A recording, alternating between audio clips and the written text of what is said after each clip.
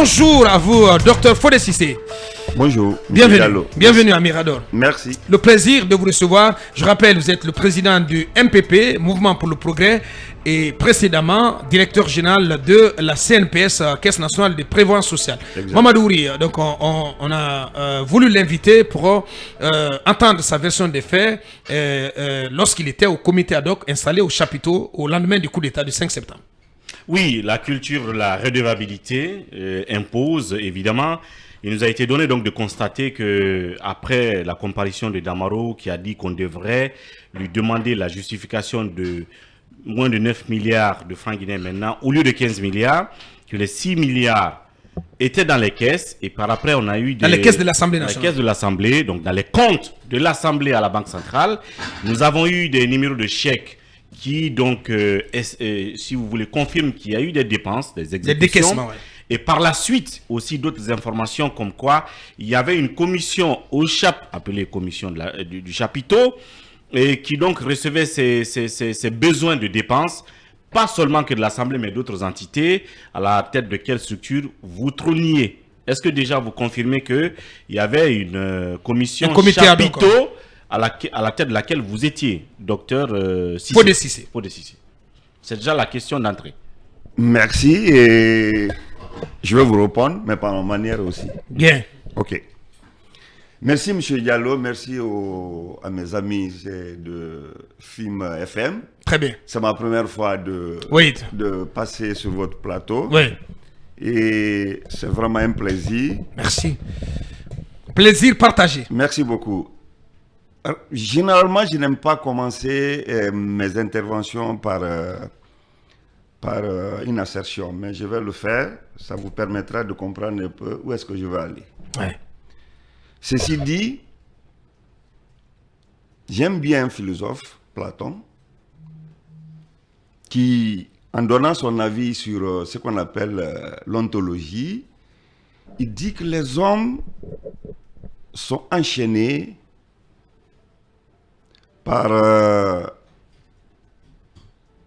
des fois par leurs convictions, des fois par des préjugés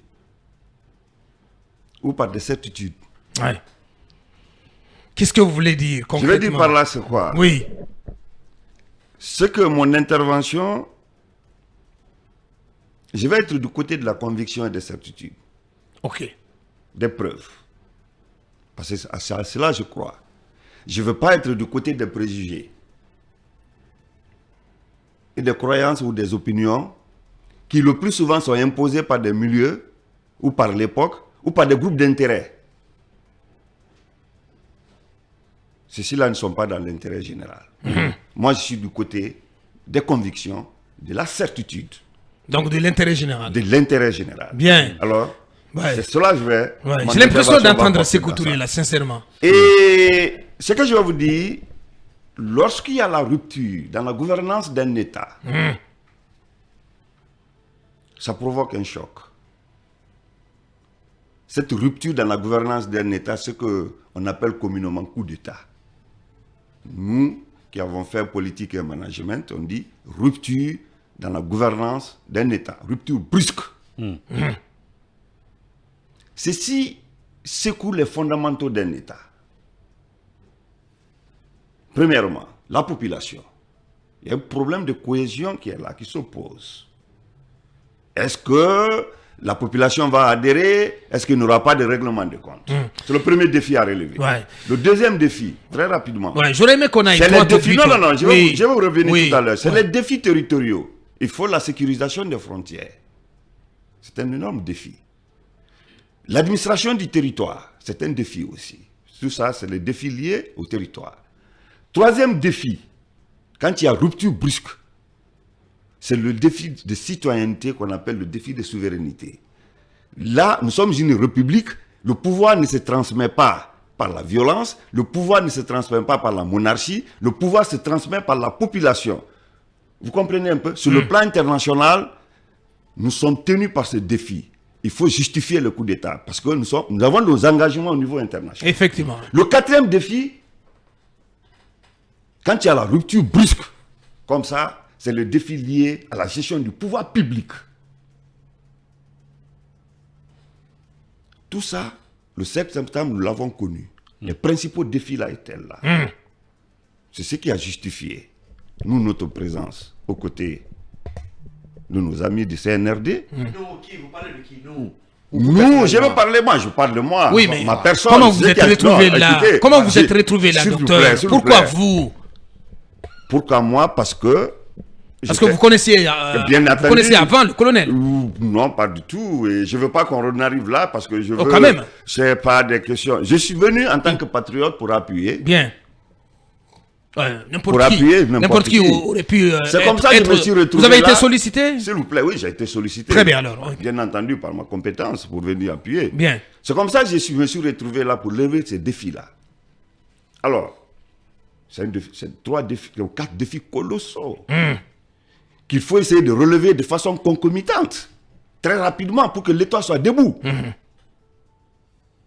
C'est ce qui a prévalu ma présence aux côtés de mes amis. Et dans quel rôle? Très bien, j'en viens. Alors, quand nous sommes arrivés très rapidement, et nous avons essayé, du côté du pouvoir public, qui est lié à l'administration, parce qu'il fallait que l'administration marche. Les institutions ont été dissoutes. Républicaines, le gouvernement dissous. Les affaires courantes ont été confiées aux secrétaires généraux. Bien entendu. Alors, très rapidement, nous avons fait l'état des lieux au niveau de l'administration. Nous sommes rentrés en contact avec les différents secrétaires généraux des ministères. Je dis bien des ministères, des départements ministériels. Et ceux des institutions? Je vais en revenir tout à l'heure. D'accord. Parce qu'il y avait des institutions dissoutes. Toutes les institutions qui n'ont pas été enterrées quand même. S'il vous plaît. Oui, bien sûr. Toutes les institutions étaient dissoutes. Lorsqu'on est rentré en contact avec les secrétaires généraux, nous étions le 5 septembre. Vous non, je veux parler en termes de... Jusqu'à présent, vous n'avez pas répondu à la question de Mamadou Ouri. Est-ce que vous confirmez qu'il y avait une commission au chapiteau au sein de laquelle vous jouez l'un des premiers rôles? Il y avait une commission d'appui.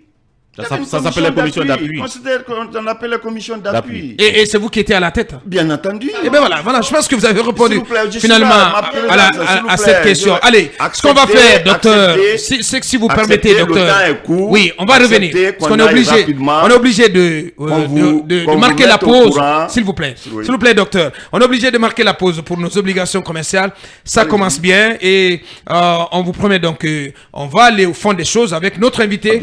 On marque la pause, on revient dans quelques minutes pour continuer cette interview et puis un peu plus tard nos dossiers d'enquête sur la table. On revient dans quelques minutes. Et Mamadou Ouri pour la suite de l'interview avec notre invité, Dr Fodé Cissé. Donc, docteur, vous confirmez qu'il y avait une commission qui s'appelait commission d'appui. C'est d'appui, oui. Rapprochez-vous des micros. Qui siégeait donc au chapiteau.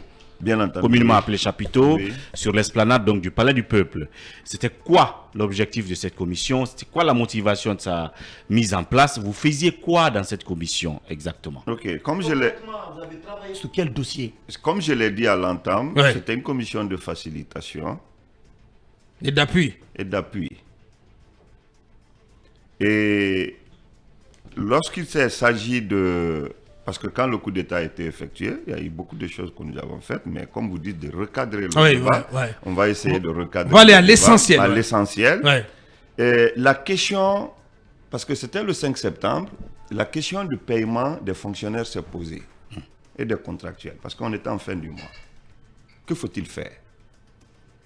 Les comptes étaient gelés. C'est ainsi, lorsqu'on a rencontré tous les secrétaires généraux, qui assurait l'intérim au niveau des départements ministériels. Donc qui évacuait les affaires courantes. Qui évacuait bien entendu les affaires courantes. Bien. Ceux-ci ont manifesté et cette problématique-là pour dire que on est en fin du mois, nos travailleurs ne sont pas payés, les fonctionnaires ne sont pas payés. Deuxièmement, il y a les établissements publics à caractère administratif et autres. Les établissements, les EPA, qui ont des contractuels qui ne sont pas payés. Au ministère de la Santé, il y avait aussi d'autres départements qui ont dit, bon, et on était en période Covid, n'oubliez pas. Il y a des dépenses urgentes. il y avait la situation comment on appelle ça, des réactifs pour le laboratoire de santé publique. Et il y avait la situation de l'ANS. Alors chacun a évoqué ses problèmes. Ouais. Que faut-il faire? C'est ainsi. Puisque l'État ne peut pas quand même s'arrêter. L'État ne pouvait pas s'arrêter. Ouais. C'est tout ça là qu'on a récapitulé. Nous avons soumis au CNRD. Ouais. Qui était déjà sur d'autres fronts. Et c'est ainsi le gouverneur de la Banque centrale, le secrétaire général du ministère du budget, le secrétaire général du ministère des Finances à l'époque, le directeur général du Trésor, et que sais-je encore, ce pool financier a été consulté et mis en place. On a discuté avec eux. C'est ainsi qu'ils ont conseillé au CNRD de faire une main levée sur les comptes afin que les travailleurs soient payés. Bien. S'il vous plaît, afin que les travailleurs soient payés. S'il vous plaît, pour faciliter les choses. C'est ainsi, on n'a pas demandé à quelqu'un, il y a combien dans ton compte bancaire, à tel jour. Ce n'était pas notre travail. Ce travail qu'on a fait avec ce pool financier-là, nous nous sommes déplacés avec ce pool financier. Nous avons rencontré les membres du CNRD. Qui étaient là aussi, dans une commission. Qui étaient aussi dans une autre commission. Bien entendu au palais des Nations. C'est là-bas, le rapport là a été présenté et l'essentiel de ce rapport, c'était de demander au président de la transition d'accepter que les fonctionnaires et les travailleurs soient payés en termes de salaire et de primes. Le OK a été donné. Bien. Par qui? Bien entendu. Mais par le boss. Par le responsable du pays. Donc par le colonel Mamadi Doumbouya. Oui, mais ça partait de ses prérogatives. Oui. En s'appuyant, bien entendu, sur le travail fait en amont. Par le travail fait en amont avec le comité, pool financier. la commission. Parce que quand j'ai dit le pool financier, s'il y avait le gouverneur de la Banque centrale, le directeur général du Trésor, le secrétaire général du budget, le directeur général du budget, la secrétaire générale du ministère des Finances à l'époque, qui était accompagné par l'actuel ministre de l'économie et des finances, qui était son conseiller juridique. Tout ceci-là appartenait à la commission. Alors, ça veut dire que c'est eux qui savaient réellement comment les finances fonctionnent. Bien. Alors, lorsque la main levée a été autorisée, de payer les primes et les salaires des travailleurs, certains fonctionnaires mal intentionnés ont profité, ils ont fait des dépenses qui n'étaient pas autorisées. Justifiées. Non, je vous dis qui n'étaient pas autorisées. Autorisées, ah bon? Parce que quand on te dit paye tes travailleurs et que toi tu ailles payer, comment on appelle, l'infrastructure ou bien l'entrepreneur qui était sous ta main là, que tu le payes, c'est pas ce que... Alors donc il y a une première question. Mais il y a quand même un cadre, si tu permets, un cadre qui réagit, qui dit que qui dit ceci. Bonjour Abouakar, le 5 septembre a trouvé que tous les fonctionnaires de l'État étaient payés. C'est vrai que les EPA avaient des problèmes, mais les autres fonctionnaires étaient payés. Ils racontent des histoires. Voilà, un fonctionnaire au cadre qui signe sous anonymat. Qu'avez-vous à y répondre? C'est une bonne précision. Le 5, généralement... S'il vous plaît, c'est ce qui nous a été rapporté. Le 28, le 29, l'administration... Parce que quand j'ai dit travailleur, s'il vous plaît, quand vous dites c'est ce qui vous a été rapporté... Non, mais docteur... S'il vous plaît. On ne peut pas gober ça, parce que c'est trop facile. Quand vous dites c'est ce qui vous a été rapporté... c'est qui? Avez-vous pris le soin sur vous, en tant que commission, de vérifier ou pas si les fonctionnaires de l'État étaient payés ou pas? Non. Pour le mois d'août. S'il vous plaît. Oui, bien sûr. Le 5 c'est loin. S'il vous plaît. On nous a dit les travailleurs. On vous a dit qui? Peut-être que les différents secrétaires généraux. Ok. Qui administraient les départements. Ça se comprend. Qui avaient les EPA. C'est ce qui a été dit. Et une main levée a été faite sur les comptes. Et le cas de l'administration parlementaire. S'il vous plaît, une main levée a été faite sur les comptes. On va aller doucement. Ouais. Et quand le main levée a été faite sur le compte, Peut-être d'autres ont profité pour faire ce qu'ils veulent faire. Bien. Parlons du Alors, cas c'est ainsi, précis. s'il vous plaît. Oui. Moi, la question m'a été posée à une réunion du CNR. On a levé la main sur les comptes bancaires, docteur. Donc le dégel. Le dégel, qu'on appelait processus de dégel. Est-ce qu'il y a moyen de vérifier après si les gens n'ont pas fait et n'ont pas abusé de la situation? J'ai dit que c'est très simple. Le gouverneur de la Banque centrale est là. Moi, je ne suis pas un spécialiste de finances. C'est le colonel qui a demandé ça. Oui, c'est le colonel qui a demandé ça. Parce que son souci, c'est ça. Je vais faire le dégel. Je connais la mentalité du Guinéen. Est-ce que les gens ne vont pas abuser? C'est le colonel qui dit ça. Qui a dit ça? Bien. Il était soucieux, il était inquiet. Parce que Et finalement, les faits lui ont donné raison. Oui, les faits lui ont donné raison. Ouais. Alors, le gouverneur de la Banque centrale était là, le pool financier était là. Qu'est-ce qu'ils ont dit? Il dit c'est très simple de vérifier. Si quelqu'un abuse, il y a la trace. Parce que tous les comptes sont là, les relevés de comptes pour prouver que tel a abusé, tel n'a pas abusé. J'en viens, s'il vous plaît. Oui, Non, on va le laisser. Il y a un fait divers qui a déclenché les choses. Oui, allez-y. Excusez-moi, il faut que vous compreniez. On nous laisse les un choses. peu de temps. Ouais. Alors, qu'est-ce qui a donné raison au colonel? Un beau matin, on reste, la main levée a été faite sur les comptes bancaires. Il y a un SAF du ministère de la Santé qui avait, parce qu'il y avait la subvention qui a été payée aux hôpitaux. Ouais. Il y a un SAF de la capitale qui... Non, du ministère de la Santé, vous l'avez déjà dit. Oui, mais qui Bien. relève d'un hôpital, qui Très est bien. allé prendre les subventions de l'hôpital.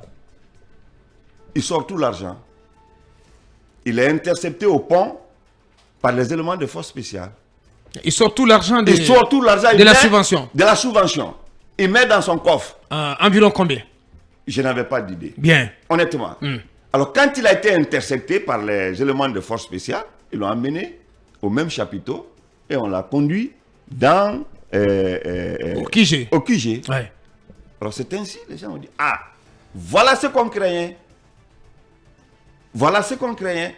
Une main levée faite. Voilà déjà, il a vidé le compte bancaire de la truc. Elle a tenté de justifier que ce sont les subventions qui sont accordées à sa structure. À son hôpital. À son hôpital. Bon, bref. Ça a mis en branle tout le monde. Comme en ce moment, l'agent judiciaire déjà était... L'État avait commencé à se structurer. Le 6 octobre déjà, le Premier ministre était nommé. Le 5, le même jour, le 6 octobre, il y avait déjà le secrétaire général de la présidence était nommé. Les structures de l'État ont commencé à se mettre en place. À se remettre en place. Ouais. C'est ainsi, ils se sont saisis de ces... Ils ont demandé au gouverneur de la Banque centrale, écoutez, tous les décaissements qui ont été faits, il faut nous faire remonter les relevés bancaires. L'agent judiciaire de l'État a commencé à faire du pointage. De pointage en pointage, c'est ainsi que certains ont été incriminés. Voilà ce que moi j'en sais. Mais qu'en est-il de ces décaissements sur le compte de la BCRG, le compte de l'Assemblée nationale logé à la BCRG? Qu'en savez-vous? Et justement, en parlant de ça, Boubacar, oui, allez-y. J'ai une première question. Oui. Moi, le premier décaissement. Moi, je n'ai aucune idée de ce qui s'est passé. Oui. Non, mais on a une des informations. Vous allez écouter les questions. Le premier décaissement date du 19 octobre 2021 pour achat, fourniture de bureau. Donc, il y a des sources qui disent que achat de fourniture de bureau, c'était pour des fournitures de bureau pour meubler le chapiteau où a pris place la commission dirigée par Dr. d'appui. Est-ce que vous confirmez ça? On a acheté des meubles pour vous dont l'argent est sorti du compte de l'Assemblée nationale le 19 octobre 2021. S'il vous plaît, dites la date. Le 19 octobre 2021. 19 octobre 2021. 19 octobre 2021. Nous, notre commission a cessé d'exister le 6 octobre. Donc, à la nomination du colonel Amara et du Premier ministre. Je sais que je vous explique. Oui. Quand le Premier ministre a été nommé, la présidence a été structurée. Le premier secrétaire général a été nommé. Le directeur de cabinet a été nommé. Mais notre commission a cessé d'exister. Ok. Officiellement? Non, je dis bien, on a fermé là-bas. Vous n'avez fait aucune activité? Aucune. Pas de travaux? Pas rien. Qu'est-ce que... Ok. Bien. Mon bureau était déjà meublé pendant que vous travailliez. S'il vous plaît, c'est des histoires. Moi, mon bureau n'a jamais été meublé. Moi, j'ai travaillé avec mon ordinateur. Au chapiteau. Au chapiteau, mon propre ordinateur. Mais pas même le sol quand même. Non, quand même. Quel bureau meublé? C'est des histoires. Vous n'avez pas reçu de financement aussi? Jamais. Aucun financement. Aucun. Quel était votre Vous ne quel pouvez était pas le nous dire traitement que vous des avez membres de travaillé la pendant commission? tout ce temps Je sans vous financement. dis, Quel était le traitement des membres de la commission? S'il vous plaît, Oui. s'il vous plaît. Oui. Vous savez, c'est un passage qu'il faut rappeler. Le président il s'est toujours préoccupé de cela. S'il vous plaît. Tout le temps qu'on a fait au chapiteau, avant que lui-même il ne déménage au palais Mohamed Sékou-Touré, à Mohamed V, aucune dépense n'a été faite. Tout le monde était à sa charge. Ça, je peux le confirmer. Tout le monde. Tout le monde. Votre commission était composée de combien de personnes, docteur? Nous étions 6 d'entrée de jeu. Quand nous avons fait le premier rapport d'évaluation, quand nous sommes allés, parce qu'on faisait beaucoup d'autres choses, parce que même les journées de concertation, là, c'est nous, avec les acteurs, c'est nous qui avons organisé. C'est nous qui avons organisé. Et quand nous avons fait le président a demandé à ce que notre commission soit renforcée. J'ai Les journées de concertation. Oui, les différentes journées de concertation. Oui. C'est nous. Bien. Mourkonde était membre l'actuel ministre de l'administration était membre de notre commission. Vous pouvez lui demander. Qui d'autre, à part Mourkonde? Il y avait Siké, Mohamed Siké, qui est l'actuel secrétaire général, que j'ai demandé même à l'époque à monsieur Yamori Touré de mettre à notre disposition 2 cadres compétents de l'administration pour nous aider à organiser les journées de concertation. Il a fait une note de service. Il a mis à notre disposition M. Siké, qui est l'actuel DGA de l'ANAFIC, et l'actuel secrétaire général Kobele. Bien. Tout ceci était dans la commission, nous avons travaillé.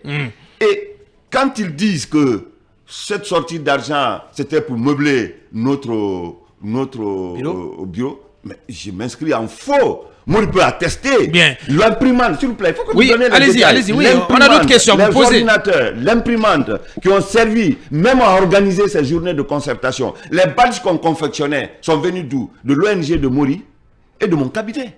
Agile.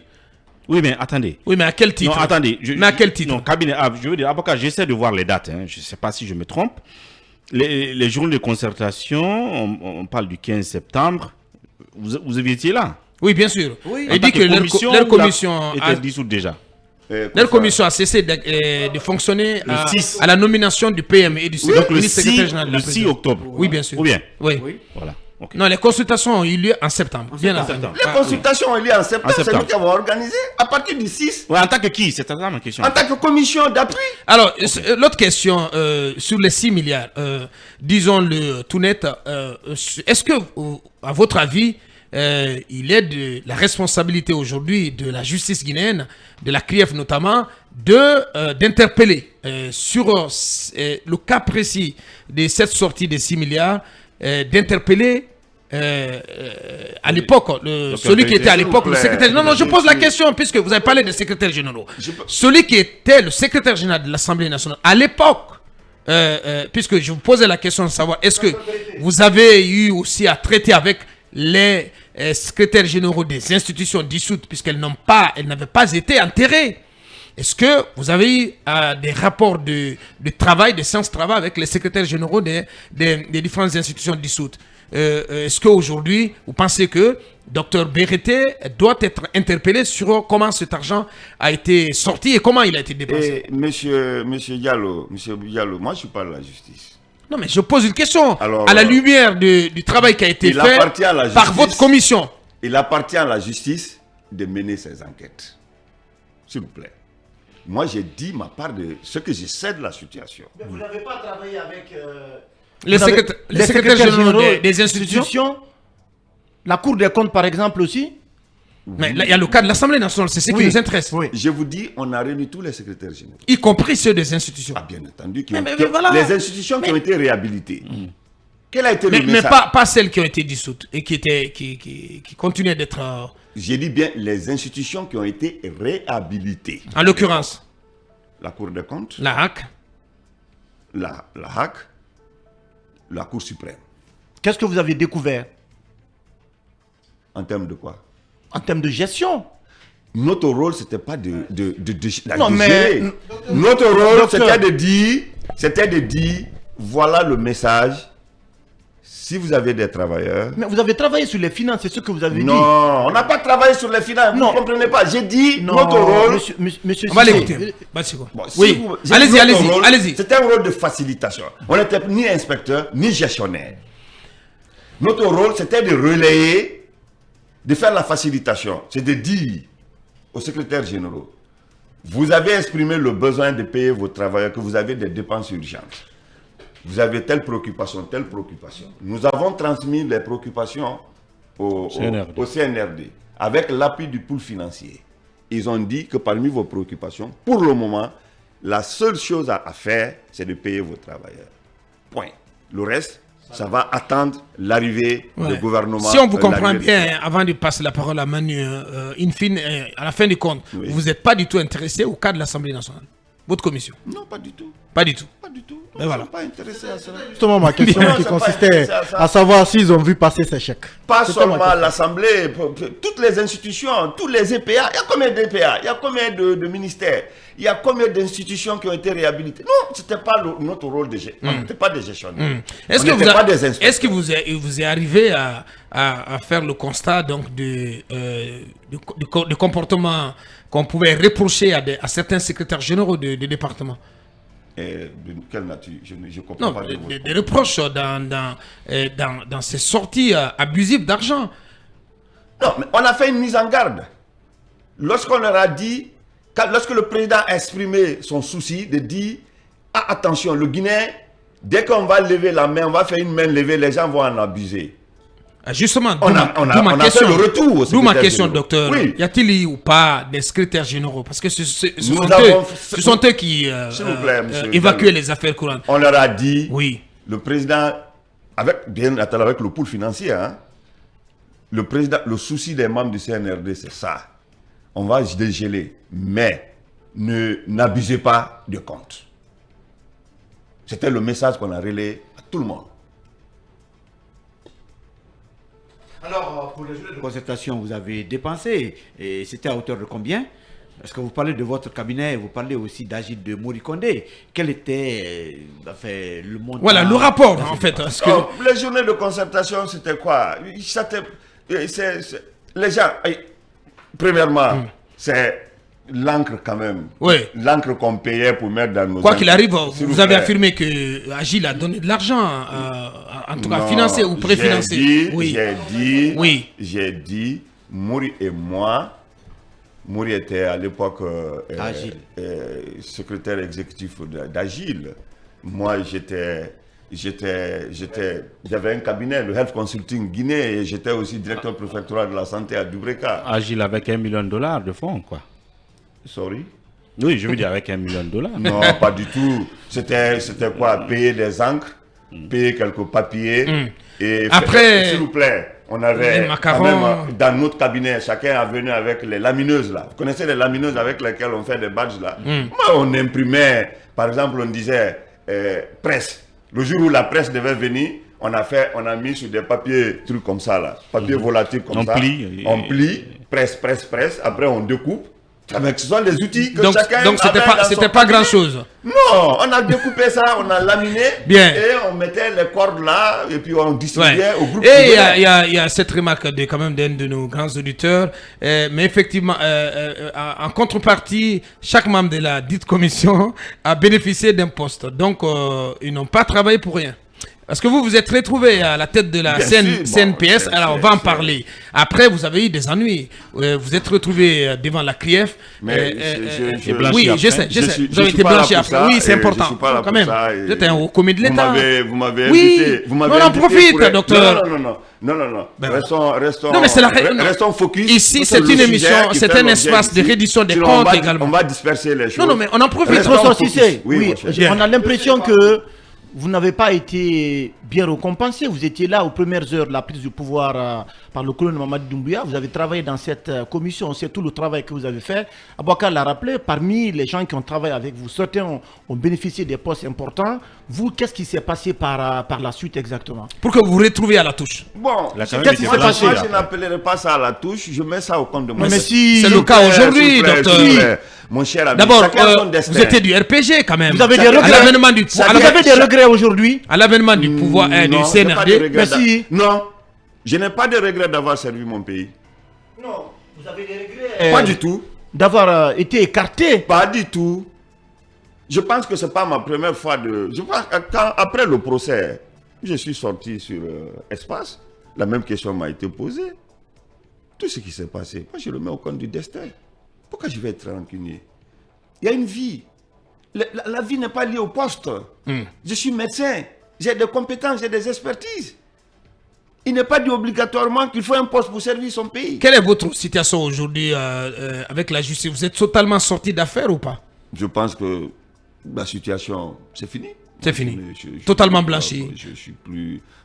Vous demanderez, est-ce que vous demandez à être réhabilité? Non, s'il vous plaît.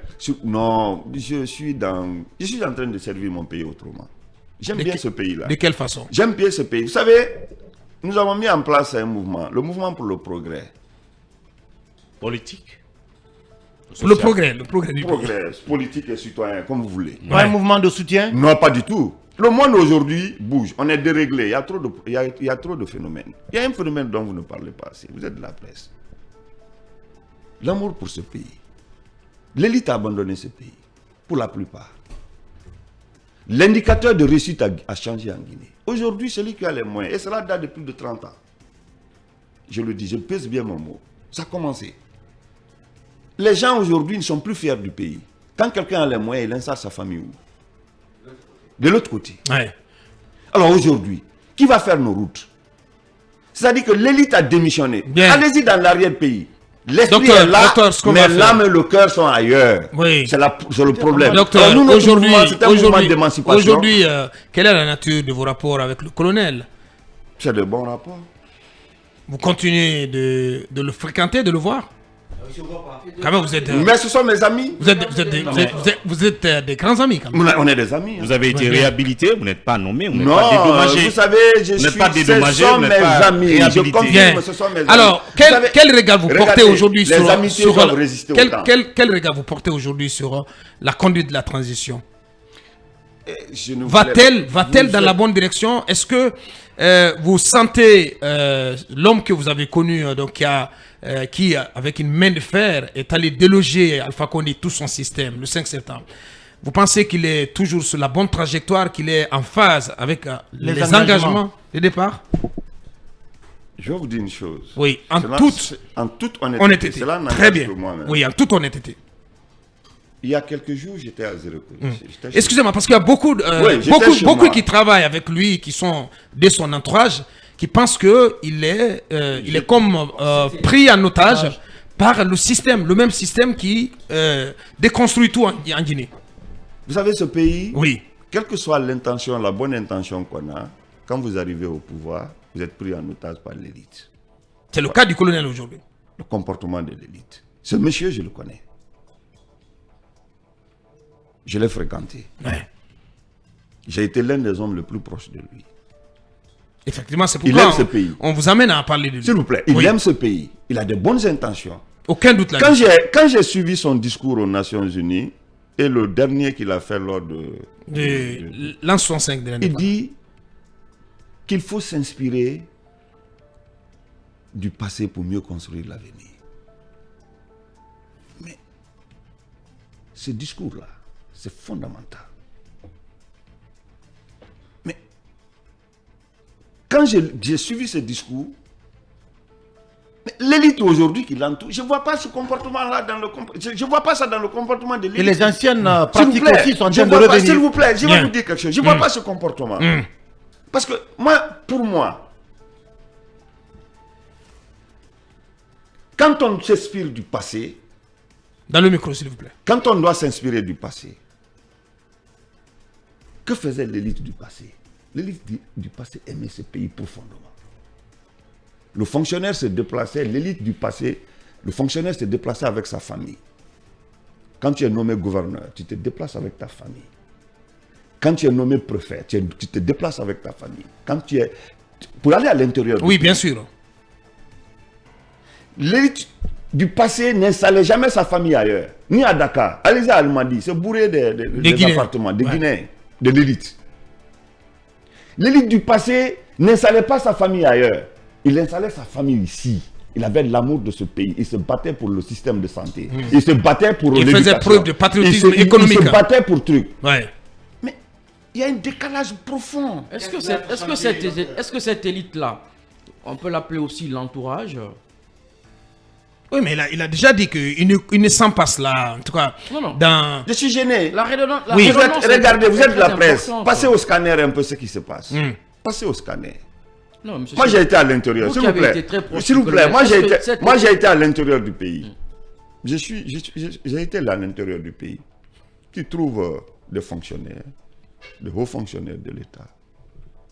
Ils ne sont pas là avec leur famille. Parce qu'il y a une question d'exemplarité qui se pose à ce pays. Effectivement. L'exemplarité. C'est la capacité qui renvoie à quoi?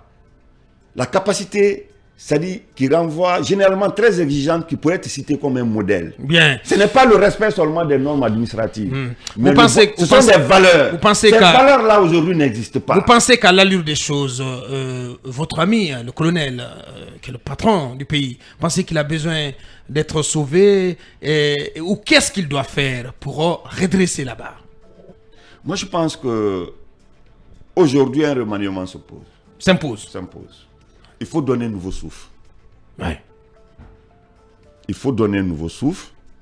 Et en donnant ce nouveau souffle, mon ami a besoin qu'il essaye de nationaliser certains postes. C'est-à-dire? Il y a des postes qu'il ne faut pas donner à n'importe qui. Il faut passer son CV au scanner. Il faut faire des enquêtes de moralité. Faire des enquêtes de moralité. Par exemple. Écoutez, on ne peut pas donner un poste de souveraineté à quelqu'un qui n'a pas sa famille en Guinée. Un pied dedans, un pied dehors. Vous insistez beaucoup sur cette question-là. J'insiste beaucoup sur ça. Mon frère, j'insiste beaucoup sur ça. Mais qui sont les cadres aujourd'hui dans l'entourage du président? Non, mais si. Parce que vous insistez beaucoup sur cette question-là. J'insiste beaucoup sur cela. C'est extrêmement important. Oui. L'esprit et l'âme, le cœur ne sont pas... Parce que, en fait... Des cadres qui ont leur famille à l'étranger et qui sont en train de dire qu'ils servent le pays, qui sont des patriotes. Ils servent le peuple guinéen, mais est-ce qu'ils nous servent? Ils se servent. Non, mais 80% c'est ça le cas. Ils se servent. Là où il n'y a pas ton enfant, là où il n'y a pas ton épouse, est-ce que tu as l'amour de là-bas? Oui. C'est très important. Mon cher ami, quand tu sors le matin pour aller travailler, tu cherches l'argent pour qui? Pour ta famille. Pour nourrir ta famille. Cet argent-là, ça pourrait bouger certains PME ici. Parce que quand tu dois faire tu donnes les dépenses à ta famille. Donc le message doit d'abord venir de la présidence. Allez faire les courses. Allez faire les courses. Ta femme va aller faire les courses où? Dans les boutiques des Guinéens qui sont là. On ne peut pas continuer à nommer des gens à des postes de responsabilité qui sont bien traités et que l'argent là, qu'ils prennent pour aller stimuler d'autres économies ailleurs. Donc ça veut dire, s'il vous plaît, c'est des valeurs, s'il vous plaît, c'est des choses. Nous, au mouvement MPP, on n'entransige pas avec cela. Il faut en faire des critères qu'on doit sélectionner pour nommer les cadres à des postes de responsabilité. Quelles sont les actions que le mouvement MPP pose aujourd'hui depuis que vous l'avez créé? Nous sommes à l'intérieur du pays. Concrètement sur le nous terrain. Faites quoi sur le terrain? Nous sommes à l'intérieur du pays. J'étais à Zérekoré. Nous sommes en train aujourd'hui de célébrer des hommes et des femmes. On doit dans 2 semaines. Ouais. Nous allons organiser un tournoi de football qu'on a donné le nom à un doyen, Bakoli, je ne sais pas, ceux qui ont fait Zérekoré. C'est un doyen qui était un ancien combattant. Il était un ancien combattant. Il a une résidence, je crois. S'il vous plaît, il est allé en Vietnam, il a combattu au Vietnam. Il est revenu avec sa femme vietnamienne. Il s'est installé à Zérekoré. Il a investi à Zérekoré. Ce sont des modèles, qu'il faut promouvoir. Bien. Ce sont des modèles qu'il faut promouvoir. Parce qu'actuellement, les modèles qui gèrent notre pays ou qui ont géré notre pays, ce pas des modèles vraiment qui sont en phase avec nos réalités. Alors, cette question d'un auditeur, pensez-vous aujourd'hui que tous les signaux concourent vers, en tout cas, un rallongement de la transition au-delà du délai de 2 ans? Pensez-vous que, et justement, pour toujours évoquer cet entourage, que l'entourage du colonel est sur la voie de le conduire à vouloir confisquer le pouvoir, en tout cas à vouloir rester plus longtemps? Bon, vous savez... en toute honnêteté, docteur. Non, je vous dis, oui. Moi je ne suis pas dans le cockpit de ce qui se passe autour de lui. Et parce que ceux qui sont autour de lui et qui pilotent l'avion, je ne suis pas là-bas. Mais en observateur, je ne vois pas une velléité de confiscation du pouvoir. Mais ce que je vois, ce sera un glissement. Un glissement. C'est inévitable. C'est inévitable. Et pourquoi? Et comment on pourrait justifier cela? Parce qu'on a pris des engagements. Mais s'il vous plaît, les outils et les instruments qui doivent nous permettre de sortir de cette transition, la plupart de ces outils et ces instruments ne sont pas en place. Mais c'est ça le pourquoi. Vous pensez que c'est fait à dessein? Bon. L'entourage. Vous savez, je dis bien que je ne suis pas dans le cockpit. Vous savez, quand tu n'es pas dans le cockpit, tu n'as pas tous les paramètres, tu n'as pas tous les allemètres. Ouais. Je ne suis pas le steward. Vous avez définitivement tourné la page du RPG Arc-en-Ciel? Et m'accuser d'être militant de RPG, ça me tourne un peu parce que... c'est une accusation? Non, parce que... Non, vous savez, j'ai été fonctionnaire. Oui, dans le micro. J'ai été directeur préfectoral de la santé. Oui, à Dubreka. À Dubreka. Oui. J'ai été très proche du RPG. Mais vous n'avez jamais appartenu au RPG. Très proche. Vous n'avez jamais appartenu au RPG. Dès lors que tu es proche de quelque chose, non, mais c'est différent. Vous avez soutenu le 3e mandat, docteur. Ne faites pas la langue de bois. Non, attendez. Mais on vous a vu en campagne avec le foulard jaune, docteur. Non, mais les images, on peut quand même interroger les archives. Docteur, mais moi, je suis tellement tombé sur des images. Non, mais on sait que l'administration était politisée à l'époque, docteur. Vous n'allez pas quand même... Je vais vous dire une chose. Vous n'allez pas renier votre passé, je vais vous dire une chose. docteur. J'assume. Bien. J'assume ce que j'ai fait avec le RPG. Oui. Je l'assume. Vous avez battu campagne pour le 3e mandat. Dire battu campagne pour le 3e mandat, peut-être que c'est trop dit. Oula. Mais je me suis battu à l'époque. Aux côtés d'autres, pour obtenir ce mandat de plus pour Alpha Condé, qui était anticonstitutionnel. Vous l'avez fait. Je ne dirais pas... Dans le micro, je ne dirais pas qu'on s'est battu. Et... Nous avons, en tant que responsable, en tant que cadre, que pourrais-je faire? Donc vous êtes aussi... Vous étiez obligé? Bien entendu. Non, mais à votre place, d'autres ont démissionné. Khalifa Gassama Diaby, Abdoulaye Yoro Baldé. Et ils étaient ministres. Moi, j'étais un petit fonctionnaire. Donc vous êtes aussi comptable de la situation... Vous aurez pu démissionner ou pas? Vous êtes aussi comptable de la situation que le colonel Mamadou Doumbouya a hérité en septembre 2021. Comment, moi, en tant que directeur préfectoral... Vous avez soutenu le 3e mandat. Comment j'ai soutenu? En quoi j'ai soutenu le 3e mandat? Oui, parce que c'était aussi... C'était l'un des éléments de langage. Quand j'ai la prise du pouvoir. Quand je lutte contre la... On ne peut pas être d'accord. Il n'était pas obligé du tout. Il fallait mouiller le maillot. Regardez, quand j'étais directeur préfectoral de la santé, je luttais contre Ebola. Je luttais contre Covid. Je menais des activités du gouvernement. Sans cela, le soutenir. Mais vous faisiez aussi du militantisme là. Non. Pour le 3e mandat. Mais quel est le régime qui était là? Bien. Allez, il ne reste plus qu'à vous dire merci, Dr Fodé Cissé. Grand merci. J'espère que nos auditeurs ont tiré quelque chose de votre passage ce matin dans Mirador. Ce fut très courageux de votre part. Merci bien. Merci. Docteur. Merci. Ça n'est terminé pour aujourd'hui. Merci à tous les 6. Grand merci à nos équipes, à la réalisation, à la transmission. Ibrahim Babendel, Ibrahim Silla. Demain, nous continuons l'aventure quand il sera 8h. Restez en notre compagnie. Les programmes continuent ce film. Le débat en langue poulard, ça s'appelle Gitinde dirai dans un court instant. Fumidi arrive avec la grande voix de la rédaction Amadou Diallo. Merci de continuer de nous préférer. Merci de votre fidélité. À demain, au revoir.